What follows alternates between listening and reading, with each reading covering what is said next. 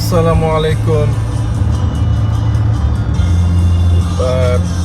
আর্মির প্রধান ওয়াকারুজ্জামানকে বলছিলাম, আল্লাহ সবসময় সবাইকে ক্ষমতা দেন না এবং সময় সুযোগ করে দেন না।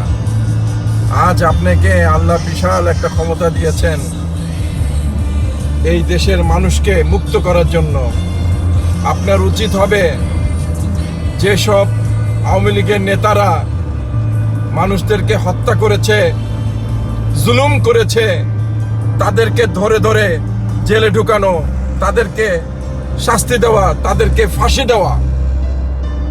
আর আপনার আশেপাশে যেসব জুলুমবাজ আছে তাদেরকে ধরে ধরে ফাঁসির কাস্টে ঝুলানো উচিত।